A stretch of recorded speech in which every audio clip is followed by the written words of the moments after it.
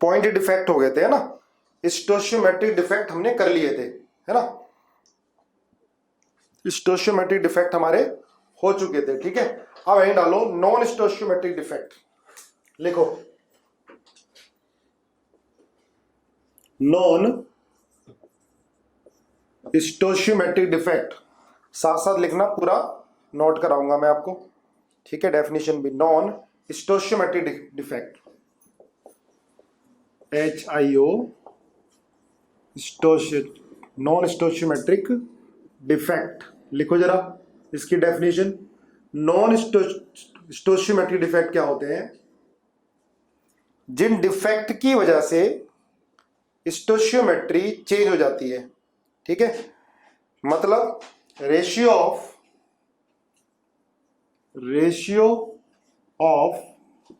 Number of cation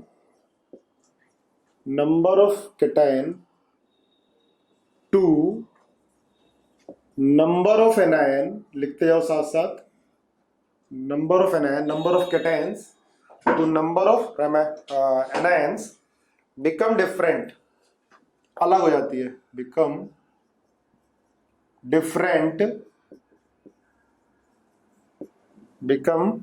different, note कर लो, from the indicated, different from the indicated, different from the indicated, different from the indicated, लिखो साथ साथ लिखते जाओ, indicated by the ideal chemical formula, by the ideal chemical formula, ideal chemical formula, चलो लिख लो भाई साथ साथ। ठीक है, और स्टोशियोमेट्री डिफेक्ट की डेफिनेशन में लिखी थी, जिन डिफेक्ट की आने की वजह से स्टोशियोमेट्री पर कोई फर्क नहीं पड़ता, ratio of number of cation to number of anion remain fixed. ये था स्टोशियोमेट्रिक, जो हमने पॉइंट डिफेक्ट पढ़ा, शॉर्टकी डिफेक्ट पढ़ा, और फ्रेंकल डिफेक्ट पढ़ा आयनिक कंपाउंड में, और कोवलेंट कंपाउंड में उनका नाम क्या था, वैकेंसी और इंटरस्टिशियल था, है ना। तो ये नॉन स्टोशियोमेट्रिक डिफेक्ट होते हैं। अब इसके टाइप हैं, देखो इसमें पहला लिखो, फर्स्ट ए पार्ट, पहला पार्ट लिखो बेटा, metal excess defect, metal excess defect, defects, और बी लिखो metal deficiency defect, metal deficiency defect, है ना। ये दो होते हैं नॉन स्टोशियोमेट्रिक डिफेक्ट, पहला मेटल एक्सेस डिफेक्ट, दूसरा होता है मेटल डेफिशिएंसी डिफेक्ट। नोट कर लो, मेटल डेफिशिएंसी डिफेक्ट, ठीक है, नोट करो, मेटल डेफिशिएंसी डिफेक्ट,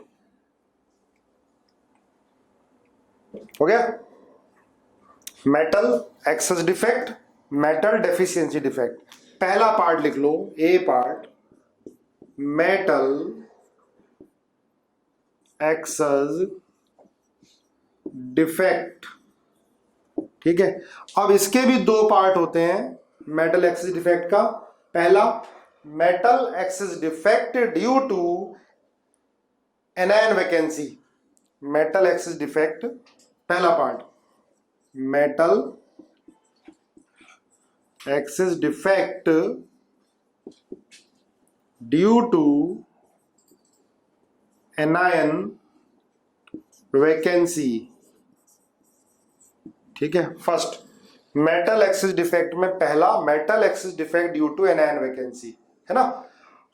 तो नॉन स्टोशियोमेट्रिक डिफेक्ट दो टाइप के हो गए, मेटल एक्सेस डिफेक्ट और मेटल डेफिशिएंसी डिफेक्ट। तो पहला मेटल एक्सेस डिफेक्ट का पहला पार्ट है metal excess defect due to, metal excess defect due to anion vacancy, ये ध्यान रखना, metal excess defect due to anion vacancy, ठीक है।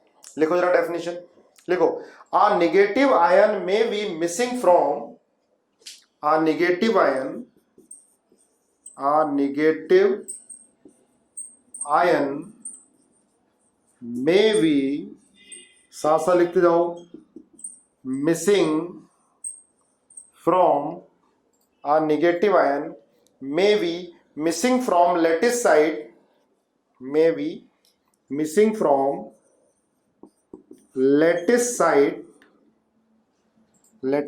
SIT है ना, leaving a hole, साथ साथ लिखते जाओ।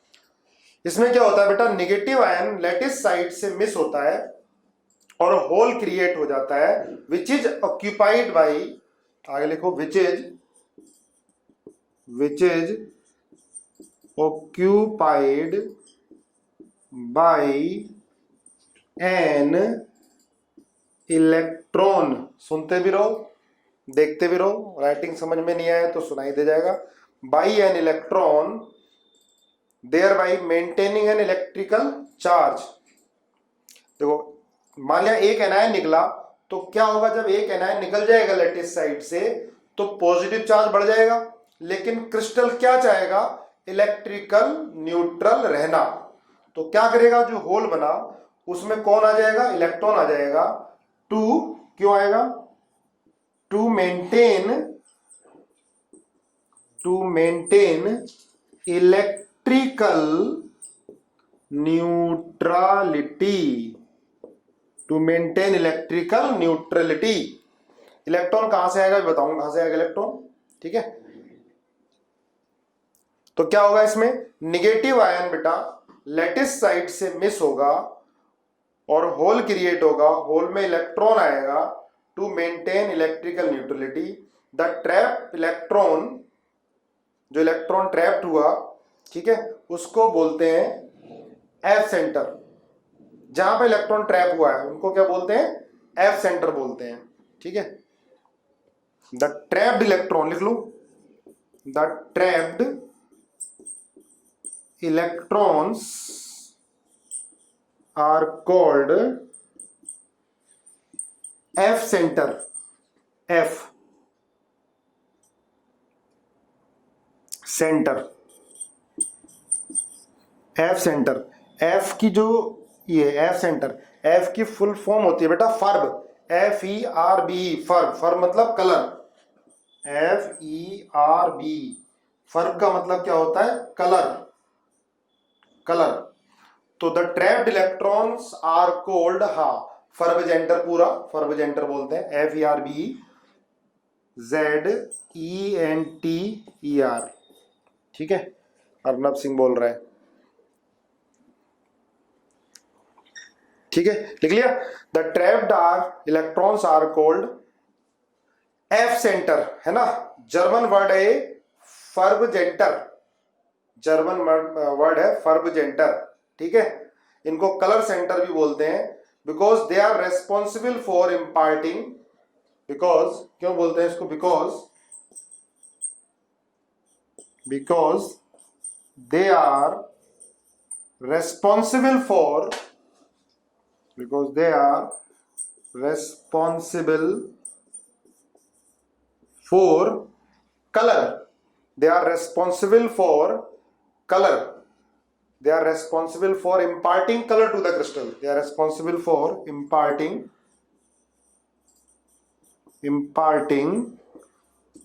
color to crystal। अभी एग्जाम्पल बताऊंगा तो और क्लियर होगा। कलर टू द क्रिस्टल लिख लिया। और एक चीज लिखना, ये किसके सिमिलर होता है, शॉर्टकी डिफेक्ट के सिमिलर होता है, क्योंकि शॉर्टकी डिफेक्ट में भी क्या हो गया, एनायन या क्या वो कैटायन एनायन मिस होकर लैटिस साइड से दौड़ जाते हैं, चले जाते हैं कहीं भी, पताल लोग जहां चाहे वहां जाना चले जाते हैं। तो लिख लेना, this defect is similar to Schottky defect, लिख लो, दिस डिफेक्ट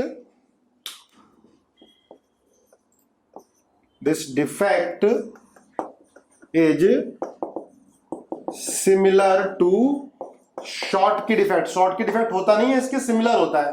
बस कैसे सिमिलरिटी है भाई, शॉर्टकी डिफेक्ट में से एनायन बाहर भाग जाते हैं, एनायन या कैटायन दोनों ही भागते हैं, एनायन कैटायन लैटिस साइड से बाहर निकल जाते हैं, ठीक है। तो this defect is similar to Schottky defect. और ये किन क्रिस्टल में आएगा, जिनमें शॉर्टकी डिफेक्ट पहले से प्रेजेंट होगा। लिख लेना इसको, लिखो। And is found in crystal having, and is found in crystal, found in crystal having Schottky defect, having Schottky defect, लिखा है।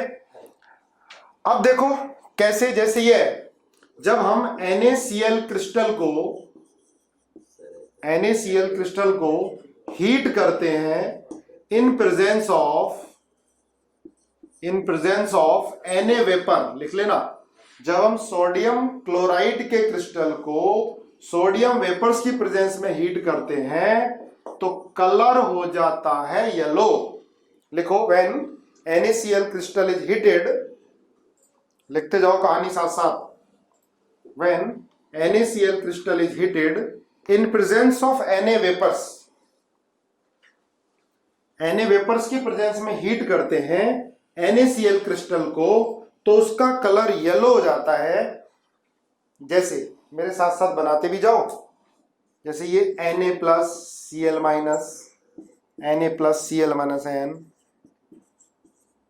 Na प्लस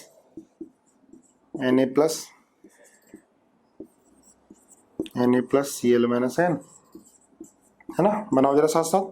तो ये देखो क्रिस्टल आइडियल है, अभी कोई डिफेक्ट इसके अंदर नहीं है ना। ये आइडियल क्रिस्टल है NaCl का, जैसे हमने बना लिया हाइपोथेटिकल। NaCl का ये आइडियल क्रिस्टल है, ठीक है। अगर बेटा इसको हीट करते हैं Na वेपर्स की प्रेजेंस में, सोडियम वेपर्स की प्रेजेंस में, ठीक है। सोडियम वेपर मतलब Na वेपर्स क्या होंगे, इसके ऊपर चिपक जाएंगे, है ना। सोडियम वेपर्स की प्रेजेंस में हीट कर रहे हैं, कुछ उड़ेंगे, कुछ Na इसके ऊपर चिपकेंगे।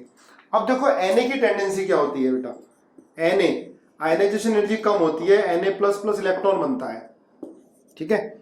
Na आयनाइजेशन एनर्जी कम है तो क्या बनेगा, Na से Na प्लस प्लस इलेक्ट्रॉन बनेगा। अब हीट कर रहे हैं साथ साथ, इस क्रिस्टल की एंट्रोपी बढ़ रही होगी, है ना। Cl माइनस N ऊपर की तरफ आने की कोशिश कर रहा होगा, उधर Na प्लस में कन्वर्ट हो रहा होगा। तो बेटा Na plus Cl minus N, देखो Na जो इस पर डिपॉजिट है, हम NaCl को Na वेपर्स की प्रेजेंस में हीट कर रहे हैं, Na जो इसके ऊपर डिपॉजिट है, ठीक है, वो Cl माइनस N से रिएक्ट करके क्या बनाएगा, NaCl प्लस इलेक्ट्रॉन।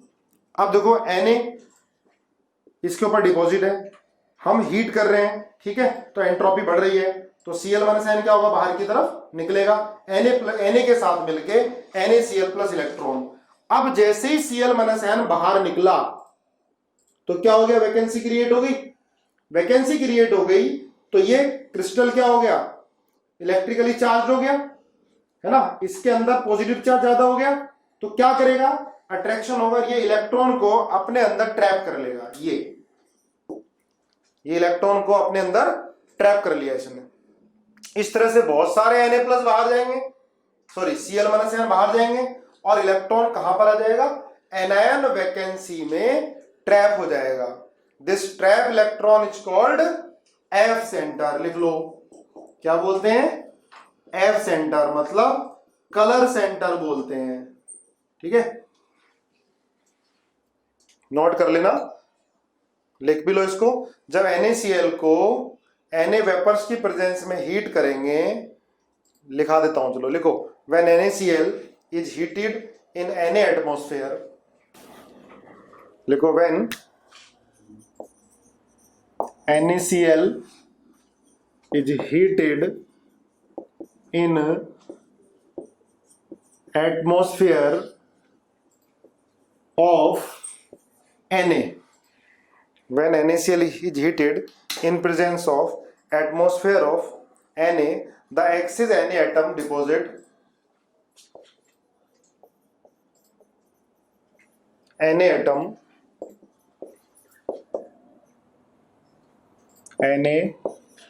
atom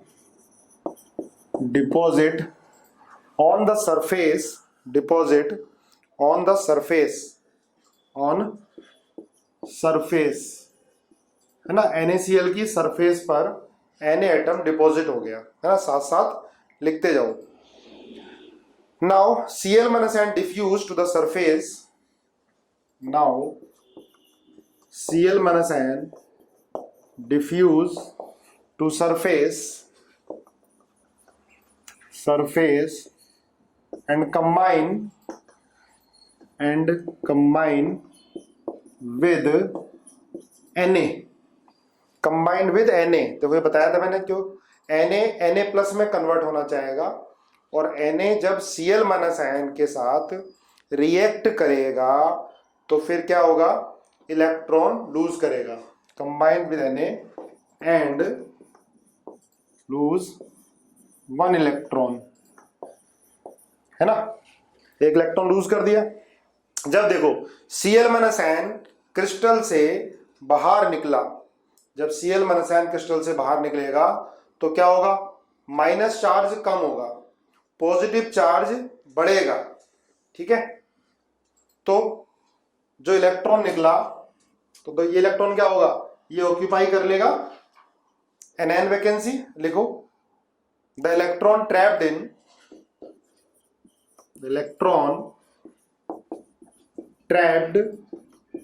इन anion वैकेंसी, है ना, to maintain electrical neutrality. Electrical neutrality को मेंटेन करने के लिए इलेक्ट्रॉन कहां चला गया, एनायन वैकेंसी में. ठीक है, इसे क्या बोलते हैं, F centre. F centre are responsible for colour of the crystal. F centre are responsible for colour of the crystal. लिख लेना, the electron absorb some energy. The electron absorb some energy from visible region. ठीक है, the electron absorbs some energy from visible region and re-emit the complementary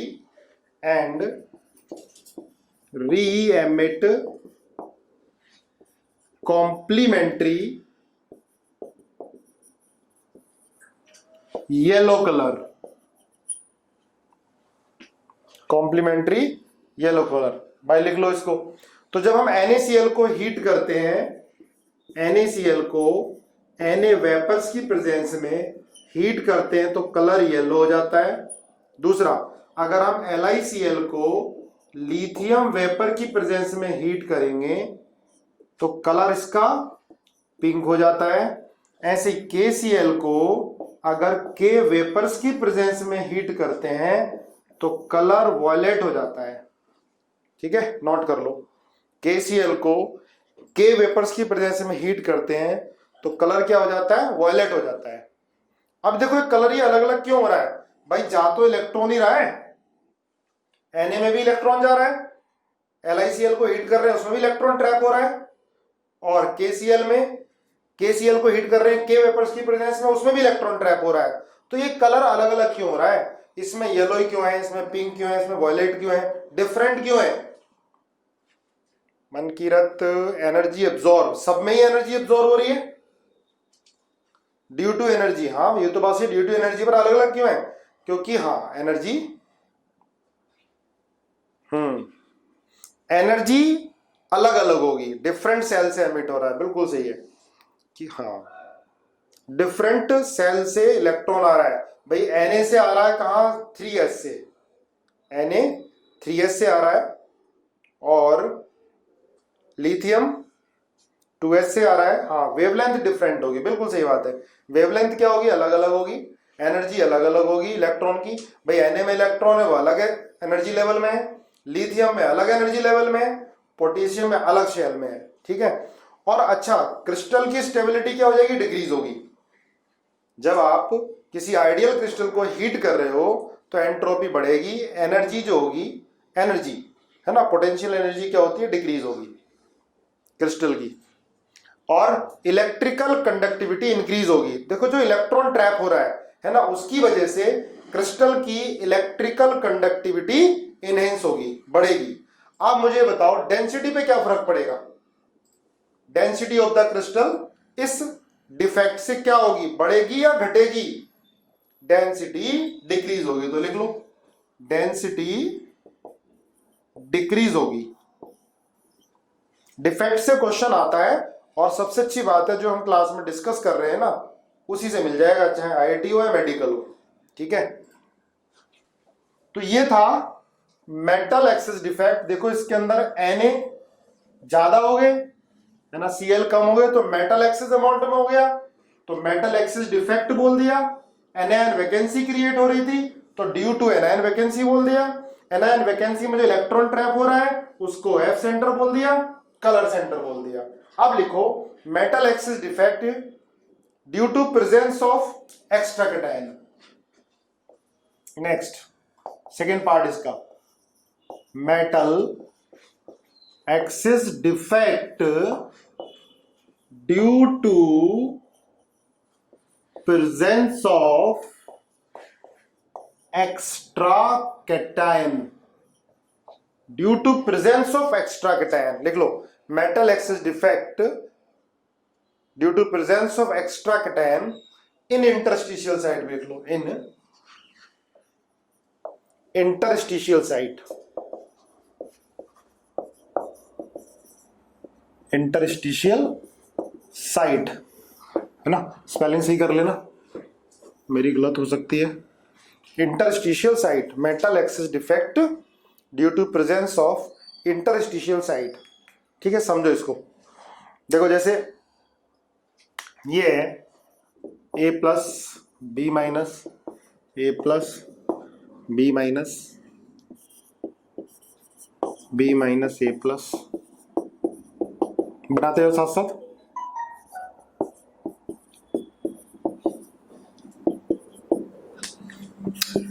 B minus A plus, B minus A plus, है ना, ये lattice बना दिया भाई हमने ideal, जिसमें कोई डिफेक्ट नहीं है ना, जिसके अंदर कोई डिफेक्ट नहीं है वो लैटिस हमने बना दिया। और इसके अंदर एक दो तीन जितने भी ये ए प्लस है इंटरस्टिशियल साइट में आ गया।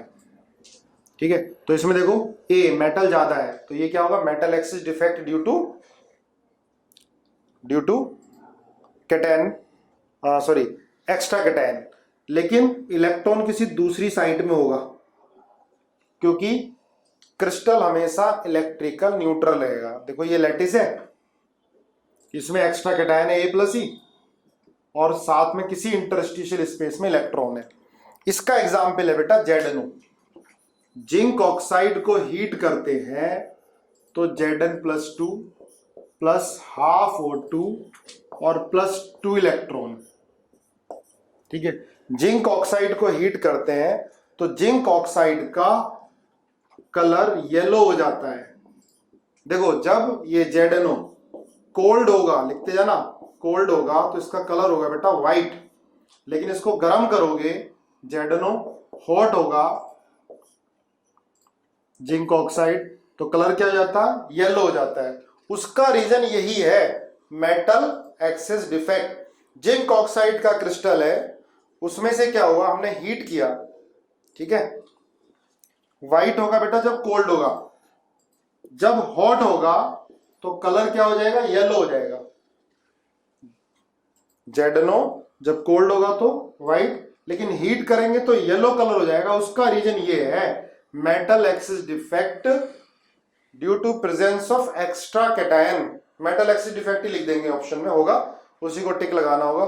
तो जिंक ऑक्साइड का क्रिस्टल है, उसको हीट करते हैं तो क्या होगा कि कोई भी एक यूनिट ZnO ऑक्सीजन निकलेगा, और Zn+2 क्या होगा, नेबरिंग इंटरस्टिशियल स्टेट में, स्पेस में चला जाएगा, और चार्ज को न्यूट्रल रखने के लिए जो इलेक्ट्रॉन होंगे वो किसी बगल वाले इंटरस्टिशियल स्पेस में चले जाएंगे। लिख लो, लिख लिया, अपने वर्ड्स में लिख लोगे। जब जिंक ऑक्साइड को हीट करेंगे तो उसका कलर येलो हो जाता है। जब जिंक ऑक्साइड को हीट करोगे, हीट करने पर कोई भी एक या दो यूनिट जिंक ऑक्साइड की स्प्लिट होके ऑक्सीजन रिलीज हो जाएगा, और Zn+2 आयन इंटरस्टिशियल स्पेस में आ जाएगा। ठीक है, तो एक एक्स्ट्रा कैटायन, मान लिया 1 यूनिट गई तो 1 एक्स्ट्रा कैटायन, 2 यूनिट निकलेंगी तो 2 एक्स्ट्रा कैटायन। ठीक, ये हो गया, नोट कर लो। तो ध्यान रखना जिंक ऑक्साइड का कलर व्हाइट होता है जब ये कोल्ड होता है, लेकिन हीट करने पर कलर क्या हो जाता है बेटा, येलो हो जाता है। नोट कर लो। ठीक है, लिख भी लो अपने वर्ड्स में, लैंग्वेज में लिख लो इसको।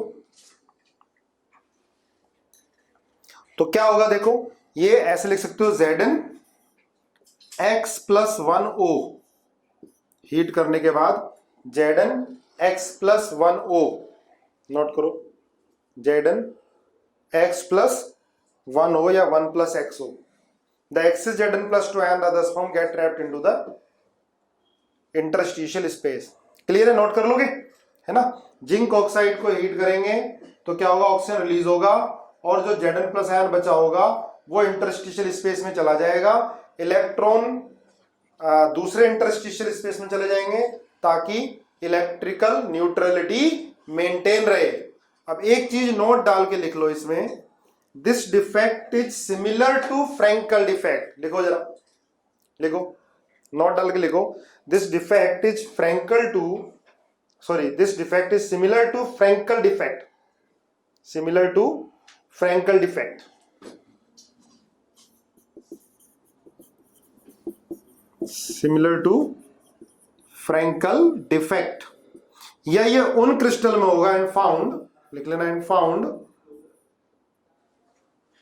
in crystal having Frankel defect, found in those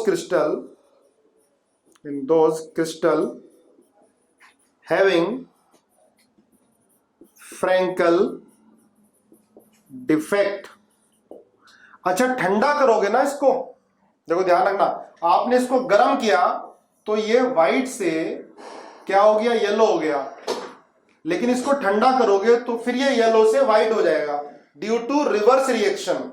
लिख लेना, इसको हीट करने पर व्हाइट से येलो हो रहा है, लेकिन ठंडा करने पर ये फिर येलो से व्हाइट हो जाएगा due to reverse reaction, due to reverse reaction. लिख लो, नोट डाल के लिख लो। ठीक है, क्रिस्टल हीट करने पर ये येलो हो रहा था, तो ठंडा करने पर फिर क्या हो जाएगा, फिर से व्हाइट हो जाएगा ड्यू टू रिवर्स रिएक्शन। चलो आगे लिखो, और ये बहुत इंपॉर्टेंट है इससे अगला वाला। तो ये हो गया बेटा metal excess defect due to presence of extra cation. एक एग्जांपल ZnO वाला आपको लर्न हो गया होगा। जिंक ऑक्साइड को हीट करोगे तो कलर हो जाएगा येलो। क्वेश्चन बोर्ड में भी, कंपटीशन में भी पूछा जा चुका है कि जिंक ऑक्साइड हीट करने पे येलो क्यों हो जाता है, तो ऑप्शन में मिलेगा due to metal excess defect. ठीक है, अब एक डालो मेटल डेफिशिएंसी डिफेक्ट, बहुत ध्यान से सुनेंगे इसको, metal deficiency defect, metal deficiency defect. लिखो, मेटल डेफिशिएंसी डिफेक्ट उन क्रिस्टल में होगा जिनमें मेटल की वैलेंसी वेरिएबल होगी। इसको नोट कर लेना ध्यान से। This defect occurs when metal show variable valency. लिख लो इसको, this defect occur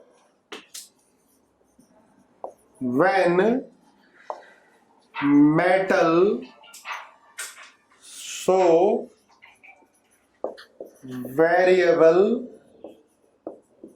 valency, metal show variable valency, ये ध्यान रखना है। मेटल डेफिशिएंसी डिफेक्ट उन्हीं क्रिस्टल में होगा जिन क्रिस्टल का मेटल वेरिएबल वैलेंसी शो करेगा। ठीक है, पहले तो इससे पहले तो मुझे ये बता दो आप, जैसे ये है देखो Fe 0.93O है ना, बड़ा कॉमन सा क्वेश्चन है, हमने शायद 11th में भी करा होगा। तो इसके अंदर Fe+2 आयन भी है और कुछ Fe+2 आयन Fe+3 में भी कन्वर्ट हुए हैं, ठीक है, Fe+2 भी है और Fe+3 भी है। आपको बताना है, जल्दी करो, calculate percentage of Fe+3 ion, जरा बताओ जल्दी, है ना। Fe 0.93 है, this is non stoichiometric compound, non stoichiometric compound, Fe 0.93 हो। वैसे तो रेंज होती है 0.93 से 0.96, तो ये दे दिया 0.93 हो, इसमें Fe+2 भी है Fe+3 है, दोनों मिला के 0.93 है ना। Calculate percentage of Fe+3 ion, जल्दी बताओ कितनी आएगी, फटाफट बोलो। उसके बाद मेटल डेफिशिएंसी डिफेक्ट कराऊंगा, पहले ये बताओ। देखो जो Fe 0.93 बनाया ना, ये मेटल डेफिशिएंसी डिफेक्ट से बनाया, तो आपको बेसिक मोल लगा देना है। Calculate percentage of Fe+3 ion in Fe 0.93 17% खुशी का, और बताओ जल्दी, 17% पुलकित, 17% आ रहा है, अच्छा भाई 0.93 हो, 17%, छवि का भी 17%,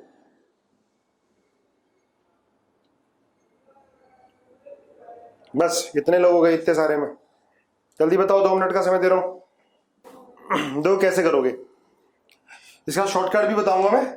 वैसे तरीका क्या है, let number of Fe+3 ion x मान लिया आपने, तो बेटा Fe+2 कितने होंगे, 0.93 minus x, Fe+2 ion 0.93 minus x हो जाएंगे।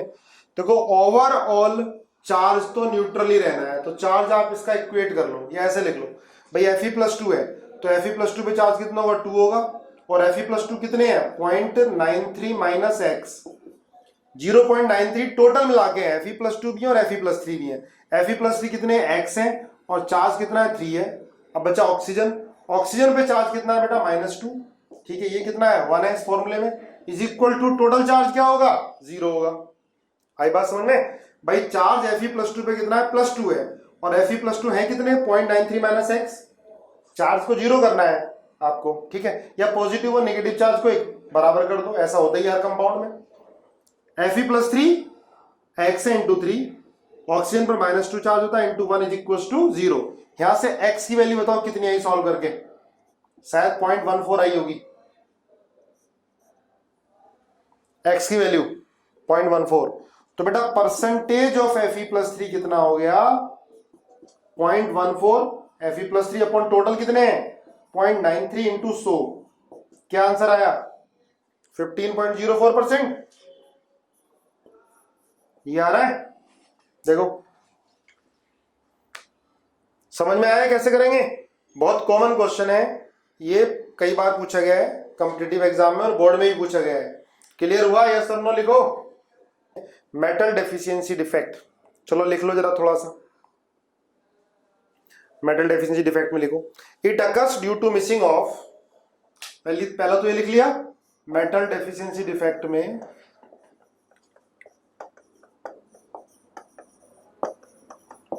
पहली बात तो ये कौन से क्रिस्टल में होगा जिसमें मेटल क्या होगा, मेटल हैविंग वेरिएबल वैलेंसी, पहली बात, ठीक है, मेटल हैविंग वेरिएबल वैलेंसी। लिखो इसमें, it occurs due to missing of cation, it occurs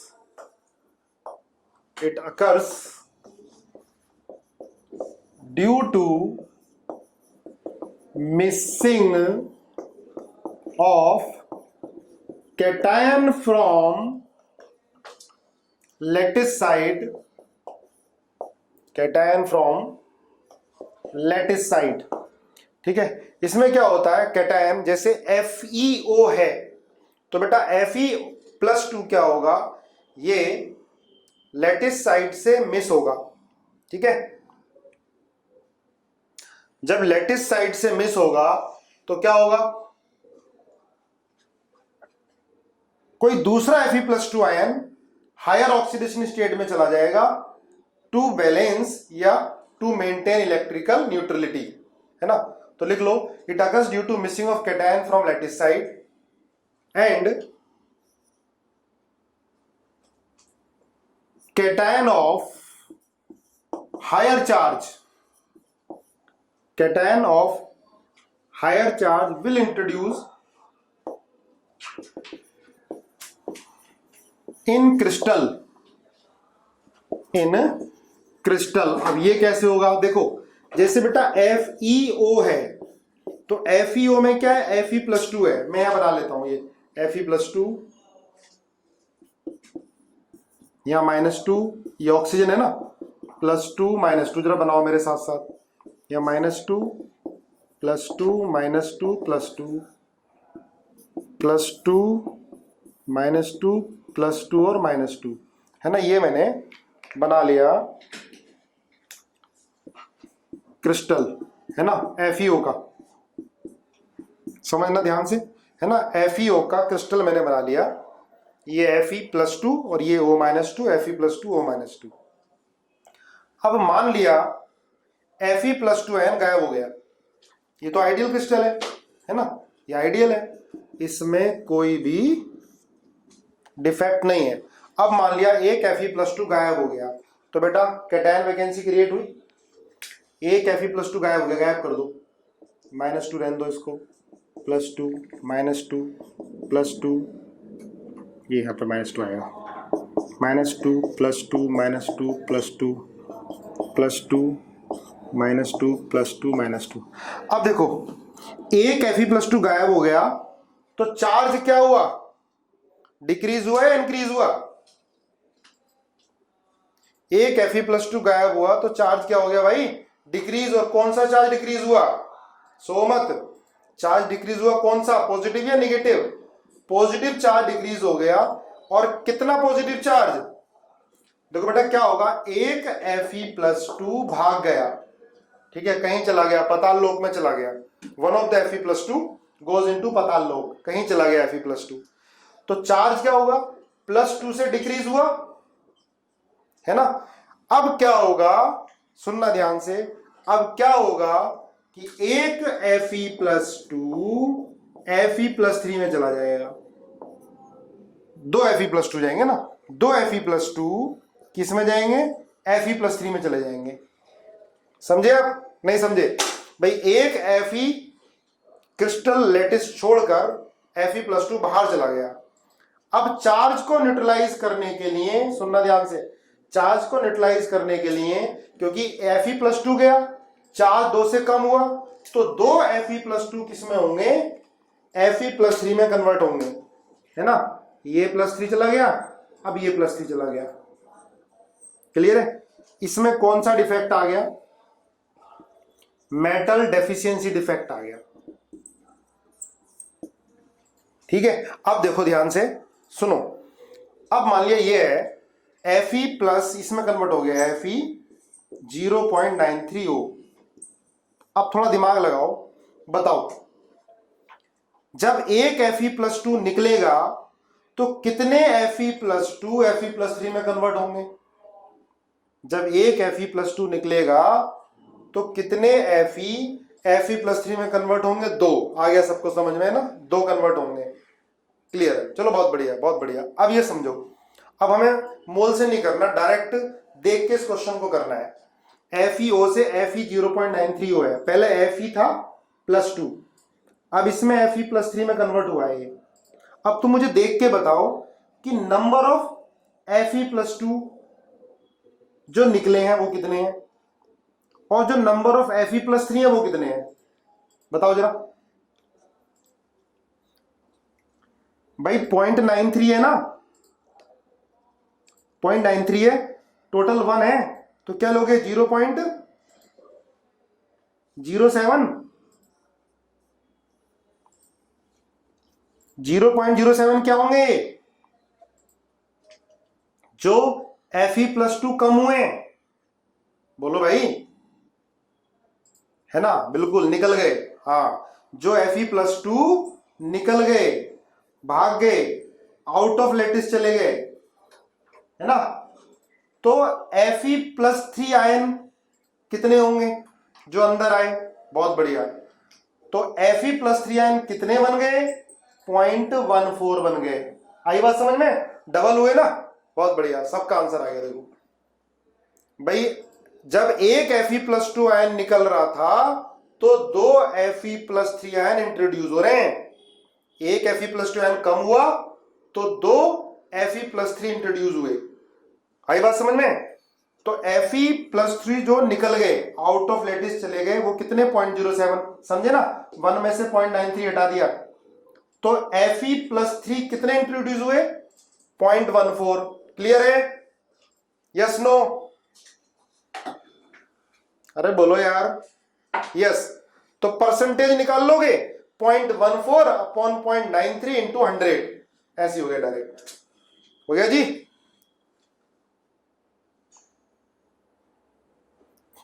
yes, समझ में आया? ठीक है, तो अब ये बताओ, इस डिफेक्ट से डेंसिटी कम होगी या बढ़ेगी? डेंसिटी पे क्या फर्क पड़ रहा है? डेंसिटी डिक्रीज होगी या इंक्रीज होगी? डिक्रीज होगी, बिल्कुल सही है, लिख लो भाई, डेंसिटी होगी डिक्रीज। Fe+2 निकला ना, डेंसिटी क्या होगी? डिक्रीज होगी। अब देखो, आप इस तरह के क्वेश्चन को आप आराम से कर सकते हो। एक एग्जांपल और ले लेते हैं। आप बोलोगे Fe, क्योंकि Fe 0.93 वाला तो कई बार आ चुका अलग अलग एग्जाम में, KVPY में भी पूछा जा चुका है, तो कोई एक अलग सा क्वेश्चन बना लेते हैं। चलो ये बना लेते हैं, FNI 0.840 है ना, इसमें Na+2 और Na+4 है, ठीक है? Na+2 ही कन्वर्ट होगा Na+4 में। आपको परसेंटेज ऑफ Na+4 बताना है ना, जैसे मैंने बताया, डायरेक्ट करके देखो, परसेंटेज ऑफ Na+4 बताना है।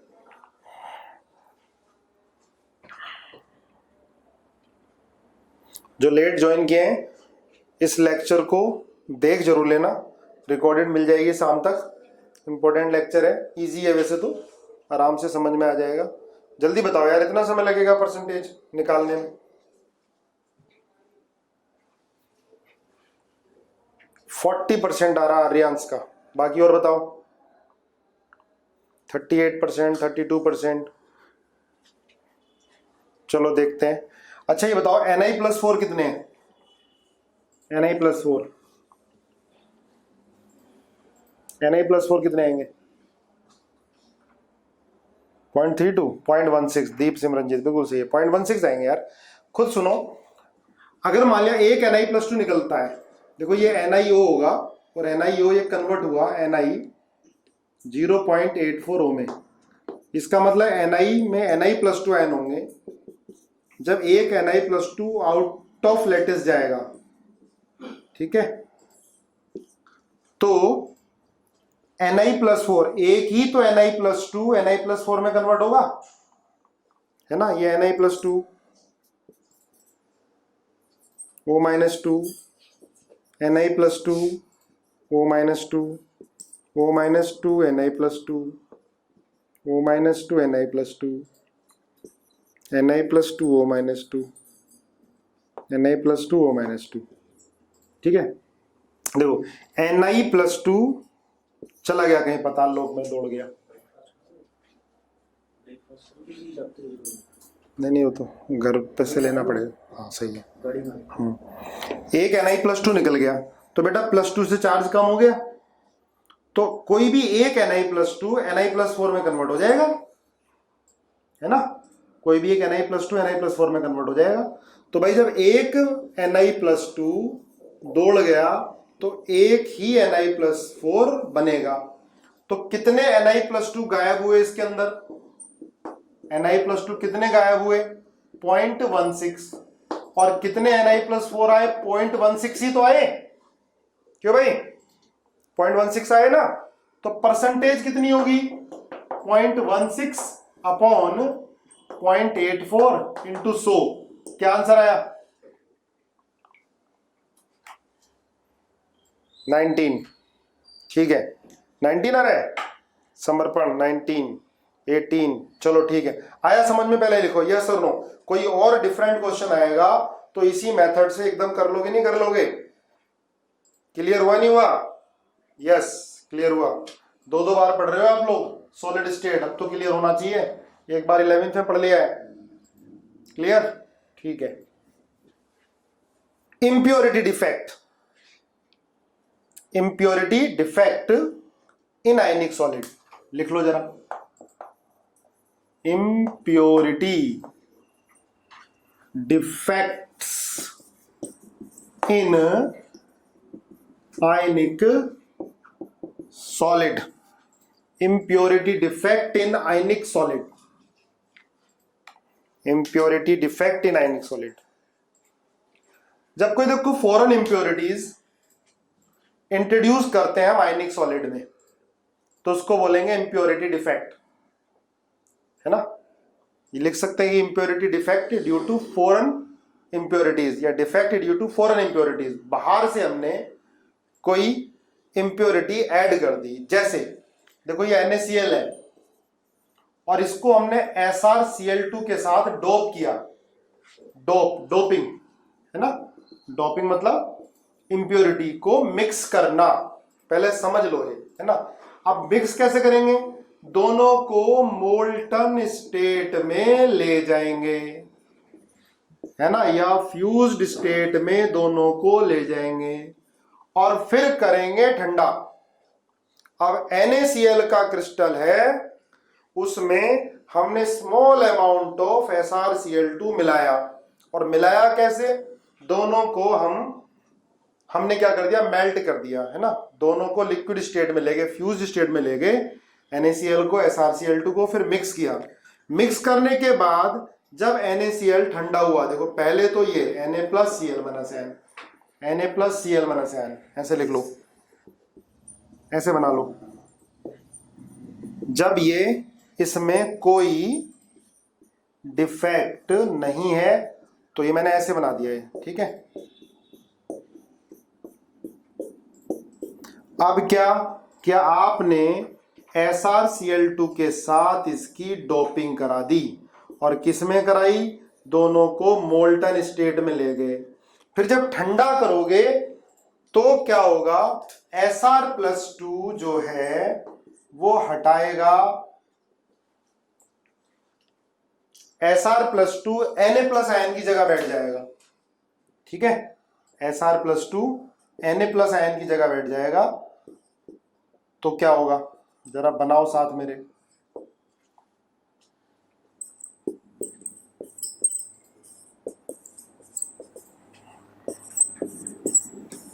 फिगर बना लोगे तो थोड़ा याद रह जाता है ना? जब एक Sr+2 अंदर घुसेगा क्रिस्टल में तो क्या होगा? दो कैटायन वैकेंसी क्रिएट हो जाएंगी। ये बात समझ में आई है?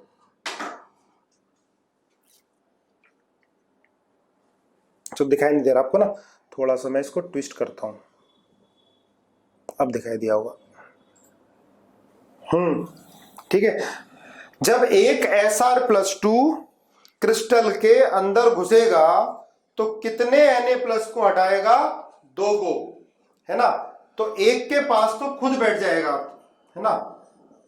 सुनो, एक के पास खुद बैठ जाएगा और एक वैकेंसी क्रिएट हो जाएगी। बिल्कुल सही है भाई दीप, मैंने पहले गलत लिख दिया था। जब एक Sr+2 अंदर घुसेगा इसके तो 2 कैटायन वैकेंसी क्रिएट नहीं होंगी, एक क्रिएट होगी, है ना? एक की जगह तो खुद बैठ गया और एक कैटायन वैकेंसी क्रिएट हो गई। बोलो इतनी बात समझ में आई? कितनी बात समझ में आई? आ गई ना? एक Sr+2 कितनी कैटायन वैकेंसी क्रिएट करेगा? एक क्रिएट करेगा, है ना? ठीक है, तो लिख लो, इसको नोट कर लो। जब SrCl2 की डोपिंग, सॉरी NaCl की डोपिंग SrCl2 से कराएंगे तो जब एक Sr+2 अंदर जाएगा तो एक कैटायन वैकेंसी क्रिएट होगी, है ना? अच्छा ये बताओ, अगर इसकी डोपिंग मैंने AlCl3 से करा दी तो कितनी कैटायन वैकेंसी होंगी AlCl3 से? बिल्कुल सही है, 2 कैटायन वैकेंसी है ना भाई। एक Al+3 है तो 3 Na+ हटेंगे, चार्ज +3, 3 Na+, एक की जगह खुद बैठ जाएगा तो 2 कैटायन वैकेंसी क्रिएट हो जाएंगी। बात क्लियर हुई? जब एक Al+3 अंदर जाएगा तो 3 Na+ आयन हटेंगे। एक Al+3 3 Na+, एक की जगह खुद बैठ गया तो 2 कैटायन वैकेंसी क्रिएट हो गई। क्लियर है? समझ में आया? चलो आ गया तो क्रिस्टल क्लियर हो गया। तो अब एक क्वेश्चन लिखो जरा, उसके बाद ही क्लास छोड़ूंगा, है ना? बड़ा कॉमन है, काफी बार पूछा गया है। लिखो, if NaCl is doped with, लिखो question, if NaCl is doped with, if NaCl is doped with 10⁻² mole% SrCl2, 10⁻² mole% SrCl2, what is the concentration of, what is the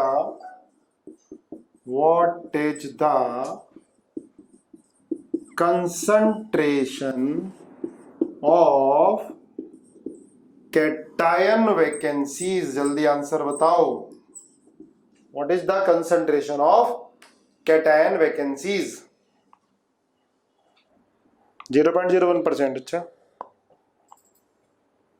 देखो, इसका मतलब क्या है? NaCl is doped with 10⁻² mole% SrCl2 का मतलब है बेटा कि 100 मोल NaCl के 10⁻² मोल SrCl2 से डोप हो रहे हैं, है ना? Doping of NaCl with 10⁻² mole% SrCl2 means that 100 mole of, देखो 100 mole of NaCl doped with 10⁻² mole of SrCl2। इसका ये मतलब है 10⁻² मोल%। तो भाई एक मोल NaCl का कितने मोल से होगा? 10⁻²/100, 10⁻⁴ मोल। ठीक है, आई बात समझ में? अब सुनो, एक मोल Sr+2 कितने मोल कैटायन वैकेंसी क्रिएट करेगा? जल्दी बोलो। एक मोल Sr+2 अंदर जाएगा NaCl में तो कितने मोल कैटायन वैकेंसी क्रिएट होंगी? एक ही मोल होंगी। बिल्कुल सही बात है। ठीक है, तो 10⁻⁴ मोल से कितनी होंगी? 10⁻⁴ मोल कैटायन वैकेंसी होंगी। ठीक है ना? तो 10⁻⁴ मोल आ गया, पर इसने कंसंट्रेशन पूछा है ना? नंबर पूछा है, number of cation vacancy. Concentration of cation vacancy आप बताओगे नंबर ऑफ कैटायन वैकेंसी पर मोल। तो भाई कितनी होंगी? 10⁻⁴ इंटू Na, ये होंगी नंबर ऑफ कैटायन वैकेंसी पर मोल। ठीक है, कितना आ गया? 10⁻⁴ इंटू 6.02 इंटू 10⁻23। क्या आंसर आया? जल्दी बोलो। 6.02 10⁻19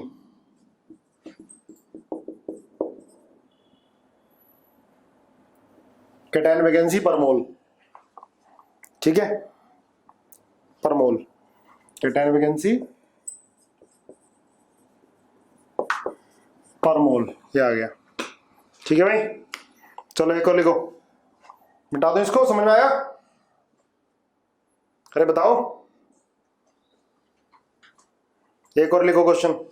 जिसको नहीं समझ में आया दूसरे क्वेश्चन में समझ में आ जाएगा। एक क्वेश्चन और कर लो इसका। लिखो एक क्वेश्चन और है फिर। If NaCl is doped with, एक और लिखो, सही करना है इसको।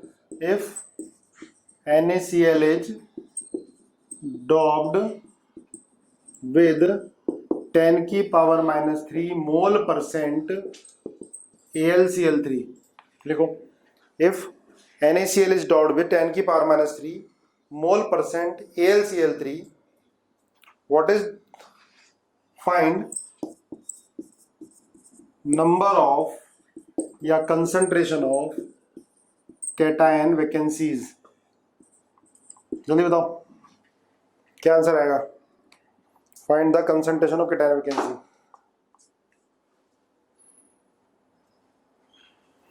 कितना 12 इंटू, देखो बता देता हूं मैं ना, देखो जब एक Al+3 इंट्रोड्यूस होगा तो बेटा 2 केटायन वैकेंसी क्रिएट होंगी, ये सही है ना। जब 1 मोल Al+3 इंट्रोड्यूस होगा it will create 2 mole of cation vacancy, बोल सकते हैं? जब 1 मोल Al+3 इंट्रोड्यूस होगा it will create 2 mole of cation vacancy. 1 mole of Al+3 will create 2 mole of cation vacancy. अब 10 to the power minus 3 mole का मतलब क्या है? What is the meaning of 10 की power minus 3 mole %? It means 100 mole of NaCl doped with 10 की power minus 3 mole. Then 1 mole NaCl doped with 10 की power minus 3 upon 10 की power upon 100, मतलब 10 की पावर माइनस 5 मोल। तो जब 1 मोल Al+3 2 मोल cation vacancy create करेगा तो बेटा 10 की पावर माइनस 5 मोल, तब 10 की पावर माइनस 5 मोल कितनी केटायन वैकेंसी क्रिएट करेगा? 10 की पावर माइनस 5 मोल कितनी करेगा? 2 इंटू 10 की पावर माइनस 5, है ना। और नंबर कितना आ जाएगा? ये मोल आ गया, आप Na से मल्टीप्लाई कर दो, आंसर आ जाएगा। ठीक है, लिख लो आंसर क्या आएगा? 1.2, आंसर आएगा 1.2 इंटू 10 की पावर माइनस 19, आंसर आ गया 1.2 इंटू 10 की पावर माइनस 19। क्लियर है? माइनस 18। चलो देख लेना एग्जैक्ट आंसर क्या होगा, देख लेना, चेक कर लेना। ठीक है भाई, चलो आज के लिए इतना ही, थैंक यू।